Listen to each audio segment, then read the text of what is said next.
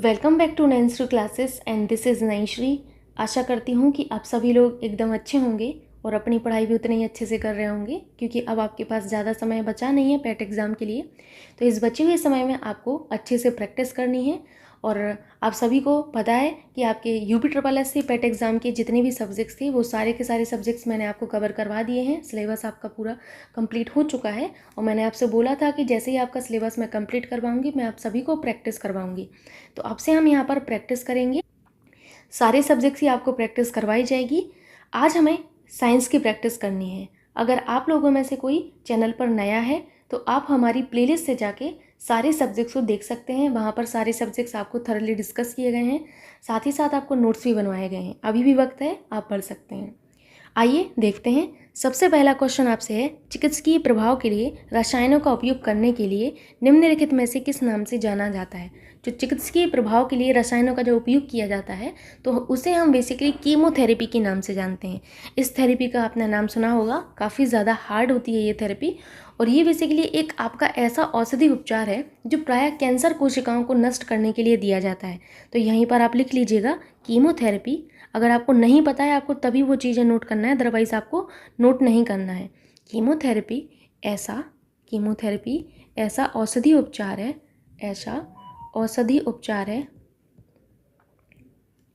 उपचार है जो प्रायः कैंसर कोशिकाओं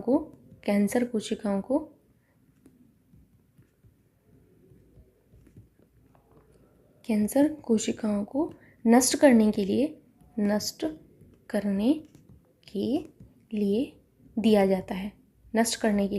दिया जाता है। याद रखिएगा आप लोग। सो अभी हम लोग मूव करते हैं नेक्स्ट क्वेश्चन पर। नेक्स्ट क्वेश्चन आपसे है कि घाव का अध्ययन क्या कहलाता है। इंग्लिश मीडियम वाले बच्चों को काफ़ी ज़्यादा प्रॉब्लम हो रही है, मैं इस चीज़ को समझ सकती हूँ। तो यहाँ पर मैं जो आपके कुछ टर्म्स हैं वो मैं आपको इंग्लिश में बता दिया करूँगी, तो आपको प्रॉब्लम नहीं होगी। घाव का अध्ययन का मतलब होता है स्टडी ऑफ वाउंड, WOUND। तो स्टडी ऑफ वाउंड क्या कहलाता है ये आपको बताना है। तो स्टडी ऑफ वाउंड आपका ट्रेमेटोलॉजी कहलाता है। क्या? ट्रेमेटोलॉजी, TRAMATOLOGY, ट्रेमेटोलॉजी। तो आप देख सकते हैं कि आपका थर्ड ऑप्शन यहाँ पर मैच होता है, याद रखिएगा। ओंकोलॉजी, ये आपको ऑप्शन दिख रहा होगा, ओंकोलॉजी को भी एक बार देख लीजिए। ओंकोलॉजी के अंतर्गत हम बेसिकली कैंसर व ट्यूमर का अध्ययन करते हैं। याद रखिएगा, कैंसर व ट्यूमर का अध्ययन हम किसके अंतर्गत करते हैं? हम ओंकोलॉजी के अंतर्गत करते हैं का अध्ययन। ठीक, याद रखिएगा, महत्वपूर्ण है आपके लिए। मूव करते हैं अभी नेक्स्ट क्वेश्चन पर। नेक्स्ट क्वेश्चन आपसे है, 1 मिनट में इसको थोड़ा सा क्वेश्चन को बड़ा कर लेती हूँ, अभी आपको ठीक से दिख रहा होगा। क्वेश्चन आपसे है कि पीडियाट्रिक्स निम्नलिखित में से किसकी अध्ययन से संबंधित है। पीडियाट्रिक्स के बारे में पूछा जा रहा है, PEDIATRICS। ठीक है, TRI है ये। पीडियाट्रिक्स निम्नलिखित में से किसके अध्ययन से संबंधित है। तो आप सभी को पता होगा, जब आप हॉस्पिटल गए होंगे तो आपका एक डॉक्टर होता है, उस डॉक्टर के नाम के आगे आपने देखा होगा कि पीडियाट्रिक्स लिखा होता है। तो वहाँ पर आप देखेंगे कि ये शिशुओं एवं बच्चों के रोग से संबंधित होता है। एक बार मैं इसको फिर से लिख देती हूँ, ध्यान से देखिएगा, PEDIATRICS, पीडियाट्रिक्स।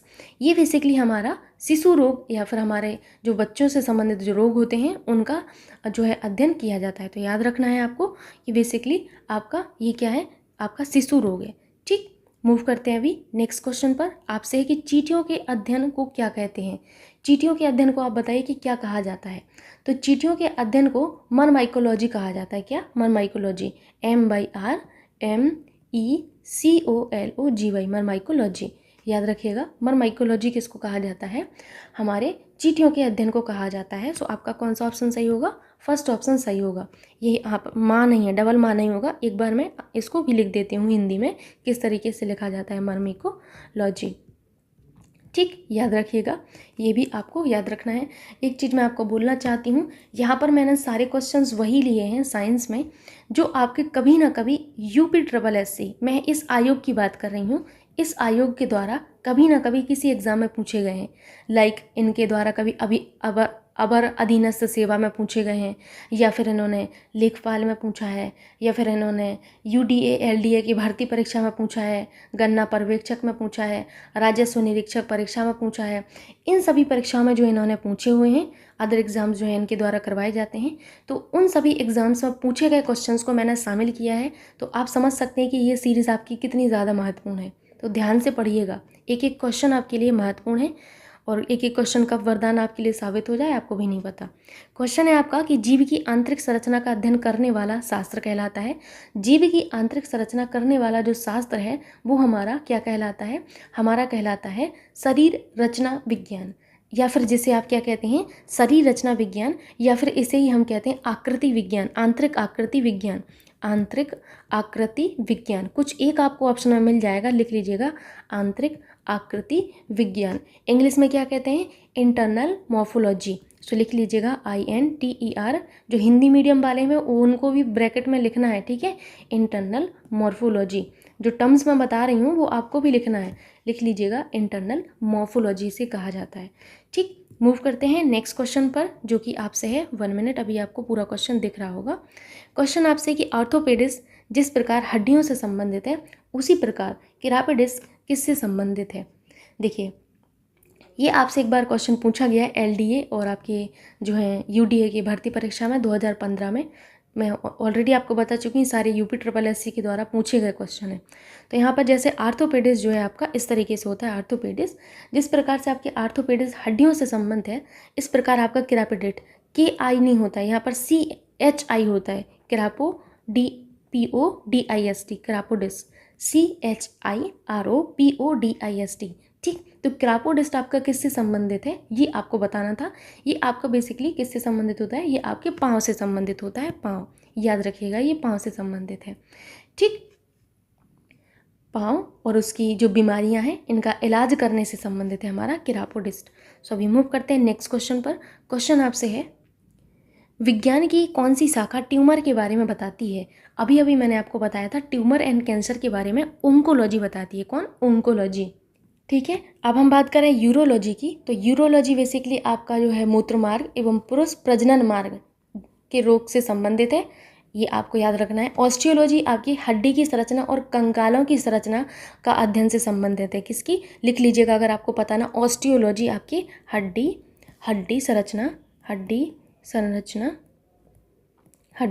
संरचना एवं कंकालों, हड्डी संरचना एवं कंकालों की संरचना, हड्डी संरचना एवं कंकालों की संरचना और अध्ययन से संबंधित है आपका ऑस्टियोलॉजी, याद रखना है। यूरोलॉजी आपका इतना महत्वपूर्ण नहीं है। मूव करते हैं अभी नेक्स्ट क्वेश्चन पर। 1 मिनट, आप 1 मिनट दीजिएगा, मैं आपको पूरा क्वेश्चन दिखा देती हूँ। अभी आपको क्वेश्चन दिख रहा होगा, निम्नलिखित में से कौन सी तंत्र की मूल संरचनात्मक एवं कार्यात्मक इकाई है? तो यहाँ पर आप सभी को पता होगा तंत्र पूछा जा रहा है। तंत्र यानी कि नर्वस सिस्टम। तो यहाँ पर मैं ऐसे ही टर्म्स आपको बताती जाऊँगी, आप लोगों को भी प्रॉब्लम नहीं होगी। NERVOUS, nervous, SYSTEM, nervous system. तो नर्वस सिस्टम की जो मूल संरचनात्मक और कार्यात्मक जो इकाई होती है, आप सभी को पता है क्या होती है ये आपके न्यूरॉन होते हैं। क्या? न्यूरॉन होते हैं। ठीक, क्योंकि इन्हीं न्यूरॉन के माध्यम से हमारा जो मस्तिष्क है, मस्तिष्क से सूचनाओं का आदान प्रदान और उसका विश्लेषण किया जाता है। तो यहाँ पर आप याद रखिएगा, 4th ऑप्शन आपका एकदम करेक्ट होगा। मूव करते हैं अभी नेक्स्ट क्वेश्चन पर।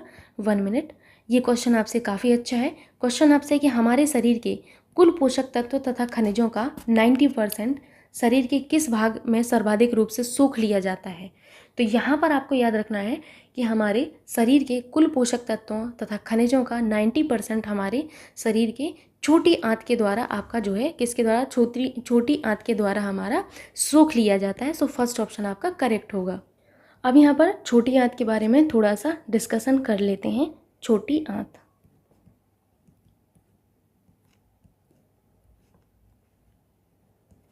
ये जो आपकी छोटी आंत है, ये आहार नाल का सबसे लंबा भाग होती है। लिख लीजिएगा आहार नाल। देखिए ध्यान से सुनिएगा, मैंने आहार नाल कहा है। आहार नाल का सबसे लंबा भाग, आहार नाल का सबसे लंबा भाग कौन होती है? हमारी छोटी आंत होती है। लगभग ये आपके 8 से 9 मीटर लंबी होती है। याद रखना है आप लोगों को, 8 से 9 मीटर लंबी होती है। ठीक है, हमारी जो छोटी आंत है इसमें आपका सर्वाधिक पाचन होता है और सर्वाधिक अवशोषण होता है। मैं आपको यहाँ पर लिख देती हूँ तो इससे भी आप समझ सकते हैं कि सर्वाधिक पाचन और आपका सर्वाधिक अवशोषण हमारा कहाँ होता है? हमारी छोटी आंत में ही होता है। ये आपको डायग्राम टाइप का बना लेना है जैसे मैं बना रही हूँ। ठीक, 1 मिनट मेरे से हट गया, मैं एक बार फिर से बना देती हूँ, कोई दिक्कत वाली बात है नहीं यहाँ पर। आप लोग फिर से लिखिएगा छोटी आंत, इस तरीके से मैंने बनाया था छोटी आंत। छोटी आंत में मैंने किस तरीके से आपको बताया है? मैंने बताया था कि ये हमारे आहार नाल का, किसका? आहार नाल का सबसे लंबा भाग होती है हमारा। ठीक, लगभग हमारी ये 8 से 9 मीटर आपकी लंबी होती है।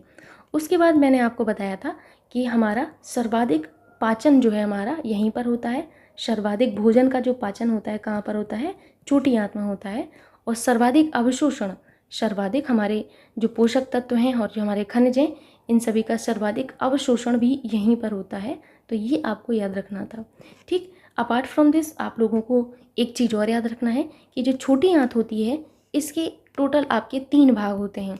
ये तीनों भाग आपसे पूछे जाते हैं ऑप्शन में, तो आपको याद रखना है कि छोटी आंत के जो 3 भाग हैं वो कौन से हैं।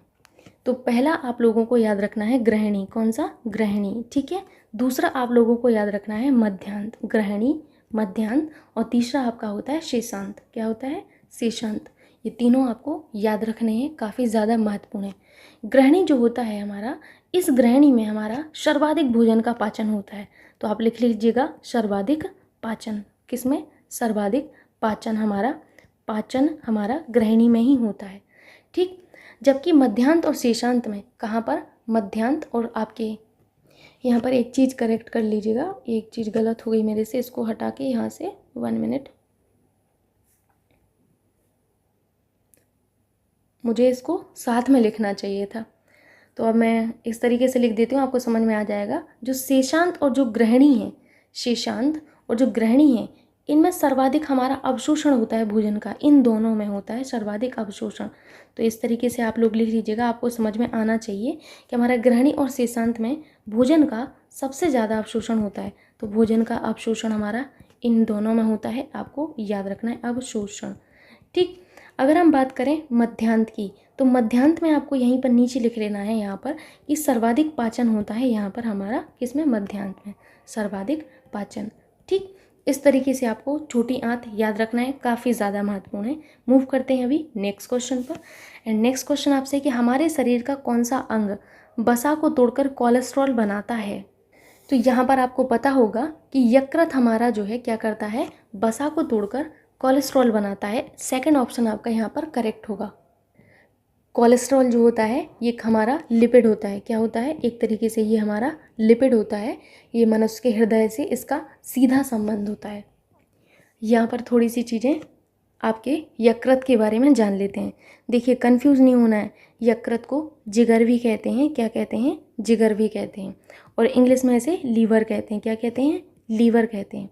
तो इस लीवर के बारे में आपको काफ़ी सारी चीज़ें जाननी होती हैं। सबसे पहले इसका अध्ययन, जो कि आपसे कई बार एग्जाम में पूछा जाता है। तो यकृत के अध्ययन को हेपेटोलॉजी कहा जाता है। क्या? हेपेटोलॉजी कहा जाता है। याद रखिएगा, हेपेटोलॉजी कहा जाता है। ठीक, फिर अगर हम बात करें यकृत का वजन, तो आपको वजन अगर याद रख पाएँ आप लोग तो अच्छी बात है, क्योंकि पूछ लिया जाता है।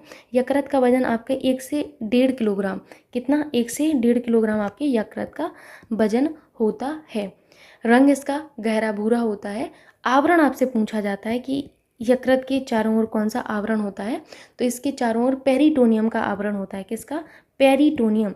पेरिटोनियम, ठीक है, पेरिटोनियम या एपिथीलियम आपको मिल जाएगा, एपिथीलियम। तो आपको ये चीज़ याद रखनी है, यही आपकी काफ़ी ज़्यादा महत्वपूर्ण है।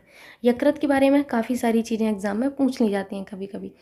अब आपसे पूछा जाता है कि केमिकल फैक्ट्री किसे कहते हैं? तो आपको याद रखना है कि केमिकल फैक्ट्री जो है हमारा यकृत को ही कहा जाता है, यानी कि इसको हम केमिकल फैक्ट्री कहते हैं। Very very important, chemical factory कहा जाता है इसी को।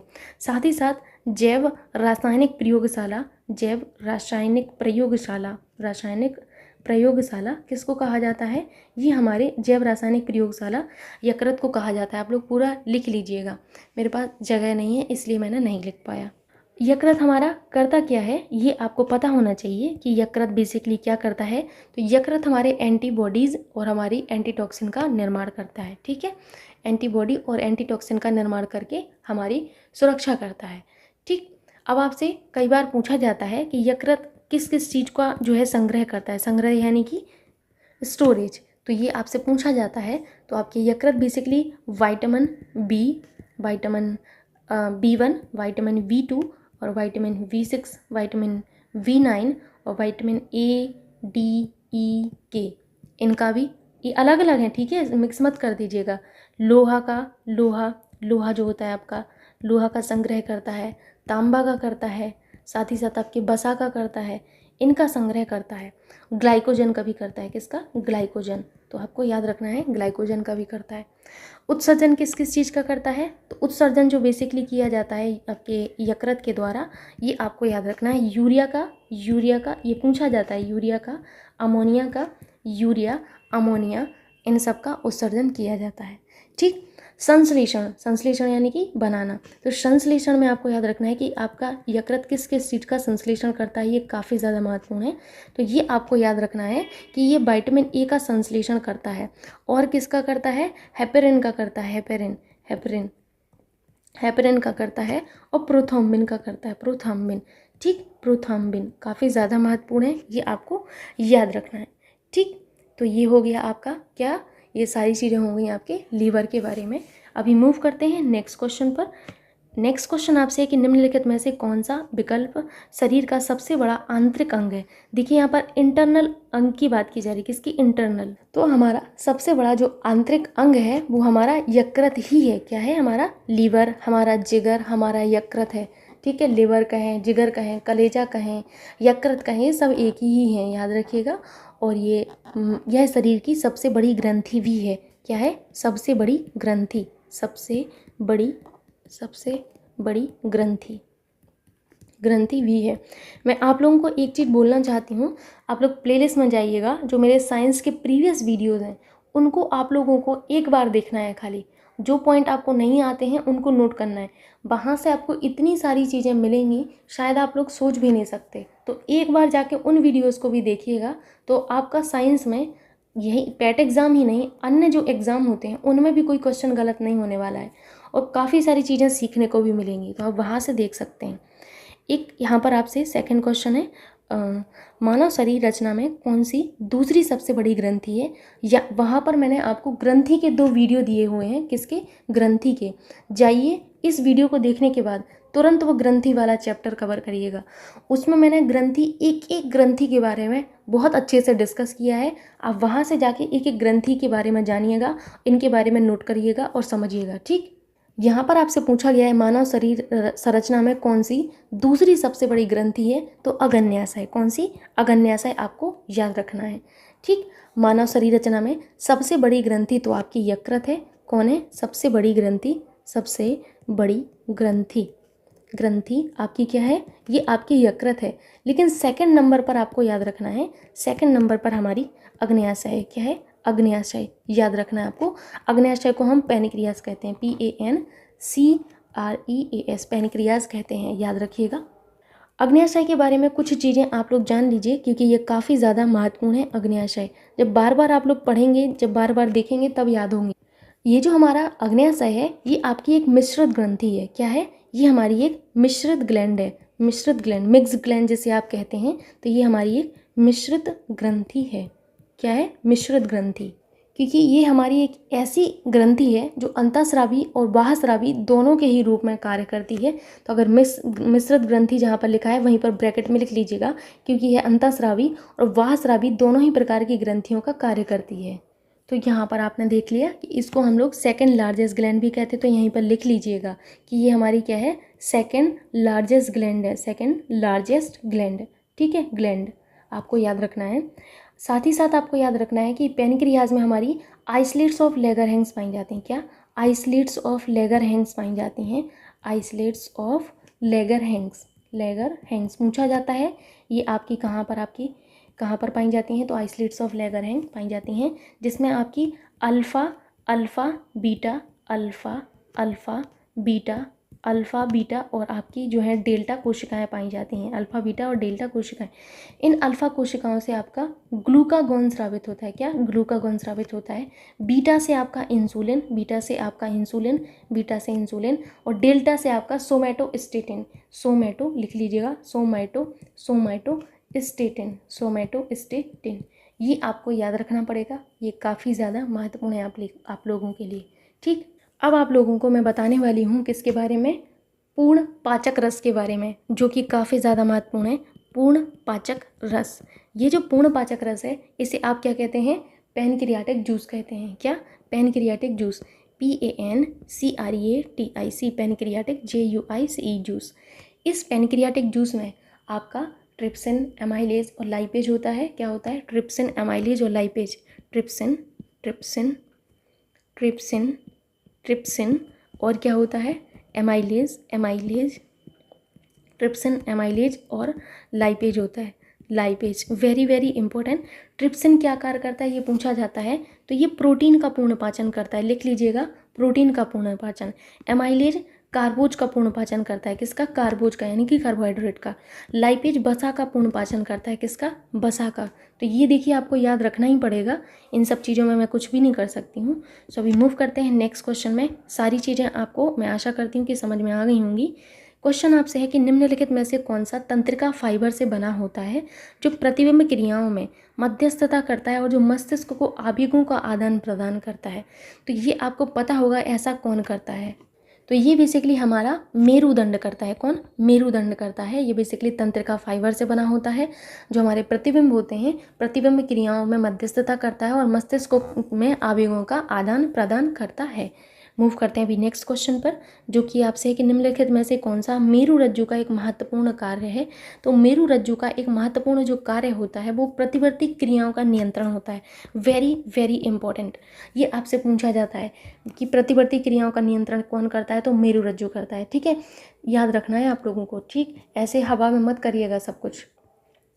जो हमारा मस्तिष्क होता है, मस्तिष्क का जो पिछला लंबा भाग जो होता है, वो खोपड़ी के पश्च छोर पर आपका उपस्थित महारंध्र से निकलकर रीढ़ की हड्डी तक फैला होता है।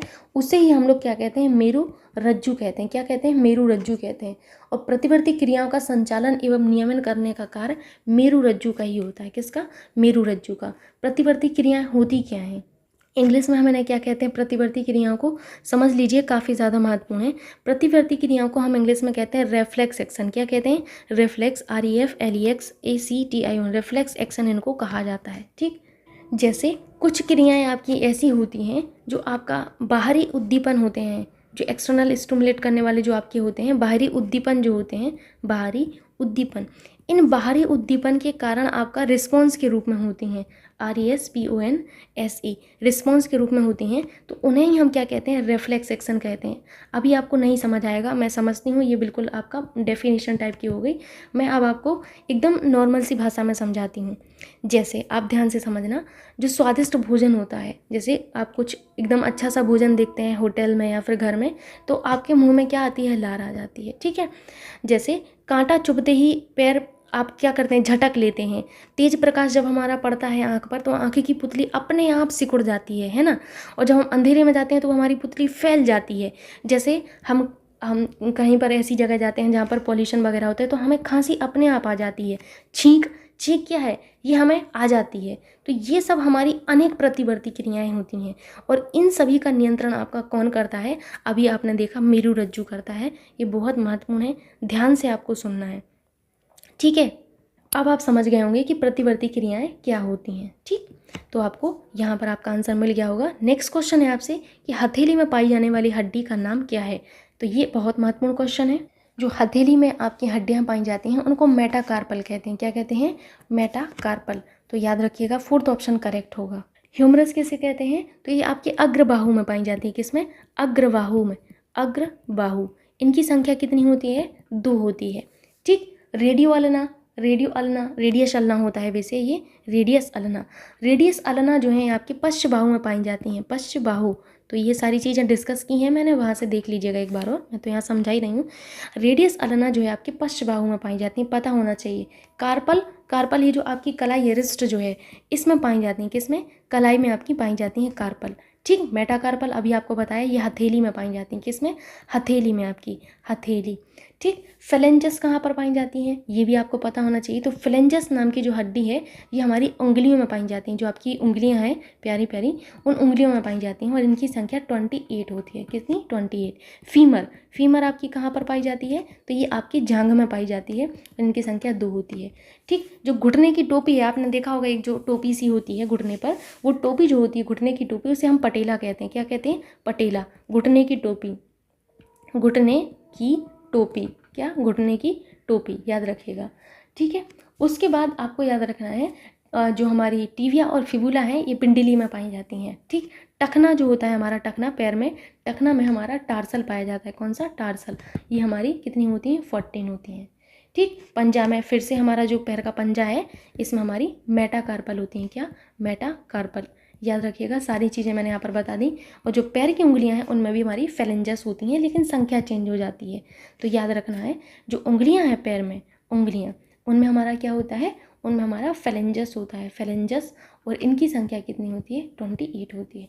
तो ये चीज़ें आपको याद रखनी होंगी। अब यहाँ पर मैं एक चीज़ और अपनी तरफ से बताना चाहती हूँ। सबसे सबसे सबसे छोटी, आपसे पूछा जाता है सबसे छोटी अस्थि, सबसे छोटी अस्थि, तो सबसे छोटी अस्थि का नाम है फीमर। क्या नाम है, फीमर। ठीक, याद रखिएगा। सॉरी, सबसे बड़ी है ये, और छोटी में आपको क्या लिखना होगा, सबसे छोटी आपकी स्टेपिस है। क्या है, स्टेपिस, क्या है, स्टेपिस, ऐसे लिख लीजिएगा, STAPES, स्टेपिस 1। ठीक, अगर मैं बात करूं आपसे कि सबसे बड़ी आपकी अस्थि कौन सी है, तो सबसे बड़ी अस्थि में आपको नोट करना है फीमर। ये आपकी सबसे बड़ी है, ये आपकी जांघ में पाई जाती है। ठीक, याद रखना है आपको। सबसे चपटी अस्थि, सबसे चपटी अस्थि, चपटी की बात की जा रही है, तो सबसे चपटी जो अस्थि होती है ये आपके कहाँ पर होती है, ये स्टर्नम में होती है। कहाँ, स्टर्नम। ठीक, तो इसे स्टर्नम कहते हैं। आपसे परीक्षा में प्रश्न ये तो आता ही है कि सबसे छोटी अस्थि का नाम बताइए, तो आपने कह दिया स्टेपिस। पूछा ये जाता है कि कहाँ पाई जाती है, तो भाई ये कान में पाई जाती है। फीमर आपके जांघ में पाई जाती है, अभी अभी आपको बताया। स्टर्नम कहाँ पाई जाती है, ये आपको याद रखना है, ये आपकी छाती में पाई जाती है। ठीक, तो ये आपके लिए महत्वपूर्ण है। ये छोटी छोटी सी चीज़ें हैं, लेकिन कभी भी एग्जाम में पूछ नहीं जाती हैं। मूव करते हैं नेक्स्ट क्वेश्चन पर, जो कि आपसे है। 1 मिनट आप लोग दीजिएगा। क्वेश्चन आपसे कि मनुष्य में कितनी जोड़ी कपाल तंत्रिका होती है, मनुष्य में कितनी जोड़ी कपाल तंत्रिका होती है, तो याद रखिएगा कि 12 जोड़ी कपाल तंत्रिकाएं होती हैं। 12 जोड़ी आपका सही होगा, ये जोड़ी लिखना है आपको। ठीक, 12 जोड़ी कपाल तंत्रिकाएं होती हैं। ठीक, मूव करते हैं अभी नेक्स्ट क्वेश्चन पर, जो कि आपसे है। 1 मिनट। मनुष्य में कितनी जोड़ी स्पाइनल तंत्रिकाएं होती हैं, तो मनुष्य में जो स्पाइनल तंत्रिकाएं हैं ये आपकी 31 होती हैं। मानव शरीर में 31 होती हैं स्पाइनल तंत्रिकाएं, 31 जोड़ी। ये जोड़ी लिख लीजिएगा, नहीं तो सब गड़बड़ हो जाएगा। 31 जोड़ी होती हैं आपकी, ये आपकी जो स्पाइनल तंत्रिकाएं जिन्हें कहते हैं। तो मानव शरीर में 31 जोड़ी मेरु रज्जु या मेरु तंत्रिकाएं पाई जाती हैं। ठीक है, स्पाइनल तंत्रिकाओं का मतलब क्या है, मेरु तंत्रिकाएं। अलग मत समझ लीजिएगा, कुछ यहीं से कन्फ्यूजन होता है। मेरु तंत्रिका, ठीक, मेरु तंत्रिका। इन 31 जोड़ी में मैं आपको एक बार बता देती हूँ कहाँ पर कैसी होती हैं। तो इन 8, सबसे पहले आपको देखना है कि 8 जोड़ी जो होती हैं वो हमारी क्या होती हैं, ये हमारी कार्विकल नर्व्स होती हैं। ठीक है, CERVICALNERVES कार्विकल नर्व्स होती हैं। इनमें 12 जोड़ी क्या होती हैं, 12 जोड़ी हमारी क्या होती हैं, थोरासिक नर्व्स होती हैं, जिन्हें आप क्या कहते हैं, जो वक्ष में होती हैं, छाती में, उन्हें। ठीक है, तो आपको याद रखना है thoracic, THORACIC, thoracic nerves, NERVES nerves. 20 जोड़ी होंगे ना, 12 8 20 हो गया। अभी कितना बचा हुआ है, 11 बची हुई हैं, है ना। तो आपकी यहाँ पर आपको याद रखना है कि 5 जोड़ी जो होती हैं, 5 जोड़ी आपकी क्या होती हैं, लंबर नर्व्स होती हैं। LUMBAR lumbar, NERVES lumbar nerves. ठीक, अगली 5 जोड़ी आपकी क्या होती हैं, अगली 5 जोड़ी आपको याद रखनी है, ये हमारी क्या होती हैं, सैक्रल नर्व्स होती हैं। SACRALNERVES nerves. कितना बचा है, 1 बचा है। तो 1 जोड़ी जो आपकी होती हैं वो क्या होती हैं, कॉक्सिजिल नर्व्स होती हैं। COCCJAL coccygeal nerves, NERVES nerves. अगर आप याद रख पाएँ तो अच्छी बात है, और बाकी ये याद ही रखना होगा आपको। मूव करते हैं नेक्स्ट क्वेश्चन पर, जो कि आपसे कि मानव शरीर डैश पीएच सीमा के भीतर कार्य करता है। तो मानव शरीर हमारा 7.0 से 7.8 जो आपकी पीएच सीमा है, इस सीमा के भीतर जो है आपका कार्य करता है।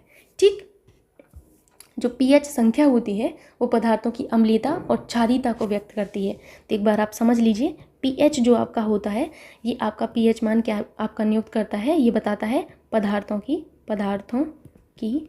अम्लीयता, पदार्थों की अम्लीयता और किसको, क्षारीयता को, तथा क्षारीयता को बताता है, क्षारीयता। ठीक, तो अगर आपको यहाँ पर याद रखना है कोई भी विलयन और इसका जो मान होता है ये समझना ज़रूरी है। इसकी वैल्यू हमारी किसके बीच में होती है, 0 से 14 के बीच में होती है इसका मान। ये मान भी आपको याद रखना है। और यहाँ पर ये समझना ज़रूरी होता है, सबसे ज़्यादा कन्फ्यूज़न लोगों को ये होता है कि अम्लीय कब होगा, क्षारीय कब होगा। तो ये देख लीजिए आप लोग, आपको ये याद रखना है कि कोई भी विलयन है, इसका पीएच मान अगर 7 से कम है, पीएच वैल्यू अगर 7 से कम है, कितनी है आपकी, 7 से कम है, तो वो आपका अम्लीय होगा। क्या होगा, अम्लीय होगा। तो आप यहाँ पर लिख लीजिए अम्लीय। और अगर आपकी वैल्यू, पीएच की वैल्यू ग्रेटर देन 7 है, 7 से ज़्यादा है, तो आपका क्या होगा, क्षारीय है। क्या है, क्षारीय है, याद रखिएगा, क्षारीय है। और अगर मैं आपसे कहूँ कि पीएच वैल्यू अगर आपकी 7 है, तो वो क्या होगा, उदासीन होगा। तो पीएच इक्वल्स टू 7, तो क्या होगा, उदासीन।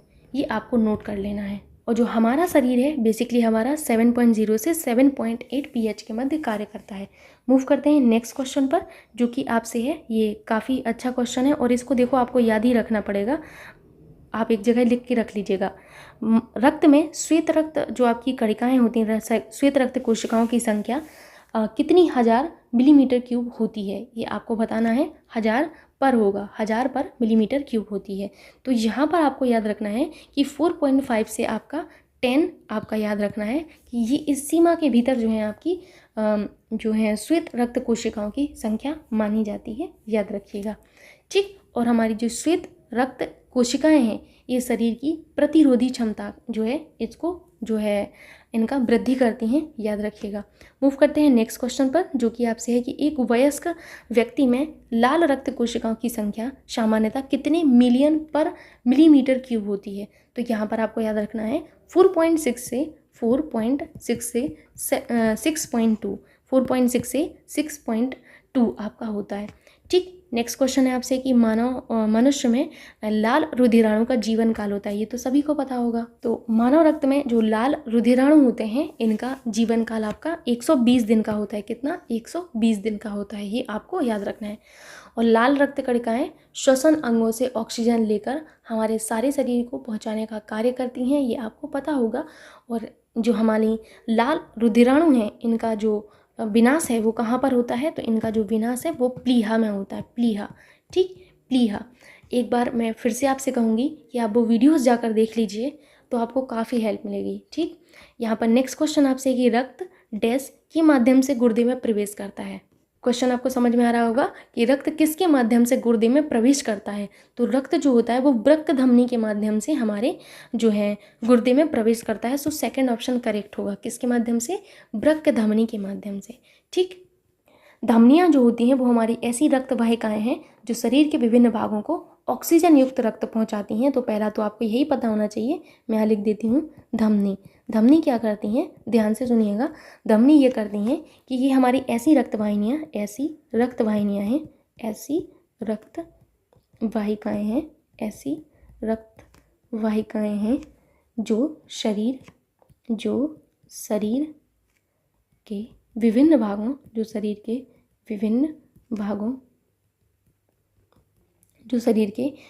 भागों को ऑक्सीजन युक्त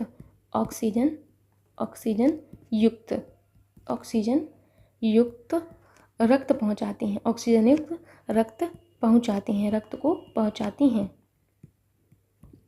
तो याद रखिएगा, ऑक्सीजन युक्त रक्त को यही आपकी पहुंचाते हैं। वृक्क धमनी वृक्क को ऑक्सीजन युक्त रक्त पहुंचाने का कार्य करती है। कौन, वृक्क धमनी क्या करती है, वृक्क धमनी का जो कार्य होता है वो ये कार्य होता है कि ये वृक्क को, जो आपका वृक्क है, वृक्क को O2 युक्त आपका जो O2 युक्त जो रक्त है, O2 युक्त रक्त पहुंचाती हैं, रक्त पहुंचाने का कार्य करती हैं, कार्य करती हैं। ठीक, याद रखना है आप लोगों को। अपार्ट फ्रॉम दिस यहाँ पर आपको फुफ्फुस धमनी के बारे में भी याद रखना है। फुफ्फुस धमनी फेफड़ों को ऑक्सीजन युक्त रक्त पहुंचाने का कार्य करती है। मैं यहीं पर लिख देती हूँ, देखिए ये भी काफ़ी ज़्यादा महत्वपूर्ण है। फुफ्फुस धमनी, फुफ्फुस धमनी ये आपकी क्या करती है, तो ये आपके फेफड़े को O2 रहित आपका जो रक्त है, O2 रहित रक्त को पहुंचाती हैं। ठीक, ये आपका उल्टा कार्य करती हैं, ये आपको याद रखना है। पहुंचाने का O2 रहित मतलब क्या हुआ, अशुद्ध। ऑक्सीजन युक्त का मतलब है शुद्ध, यहाँ पर मैं लिख देती हूँ। O2 युक्त का मतलब है आपका शुद्ध होता है ना, शुद्ध। और O2 रहित का मतलब क्या होता है, O2 रहित का मतलब है आपका अशुद्ध। तो O2 रहित यहाँ पर लिखा है। फुफ्फुस धमनी आपका क्या करती हैं, O2 रहित आपका जो रक्त है इसको आपके जो है पहुंचाने का कार्य करती हैं। ठीक, फेफड़ों में O2 रहित रक्त को पहुंचाने का कार्य करती हैं। एक बार मैं फिर से रिपीट कर देती हूँ, ध्यान से सुनिएगा। मैंने आपसे कहा धमनियों के बारे में सबसे पहले कि आपकी जो धमनी है ये ऐसी रक्त वाहिकाएं होती हैं जो शरीर के विभिन्न भागों को ऑक्सीजन युक्त रक्त पहुंचाती हैं। क्या करती हैं, ऑक्सीजन युक्त रक्त पहुंचाती हैं। यानी कि धमनियां क्या करती हैं, ये हमारा शुद्ध रक्त पहुंचाती हैं। कौन सा, शुद्ध। ठीक, उसके बाद मैंने आपको बताया वृक्क धमनी के बारे में कि जो वृक्क धमनियां हैं O2 युक्त रक्त पहुंचाने का कार्य करती हैं वृक्क को। फुफ्फुस धमनी ये O2 रहित रक्त पहुंचाने का कार्य करती है फेफड़ों को। तो ये हुआ आपकी सारी यहाँ पर जो है रक्त पहुंचाने की कार्य और किस तरीके से आपकी धमनियाँ जो है वर्क करती हैं, ये सारी चीज़ें। सो आशा करती हूँ कि ये वीडियो आपको समझ में आया होगा। सो प्लीज़ एक लाइक एक शेयर आप सभी की तरफ से बनता है, थोड़ा सा आप लोग सपोर्ट कर दीजिए नई क्लासेस को। And thank you so much. मिलते हैं नेक्स्ट वीडियो में, तब तक के लिए बाय बाय, टेक केयर।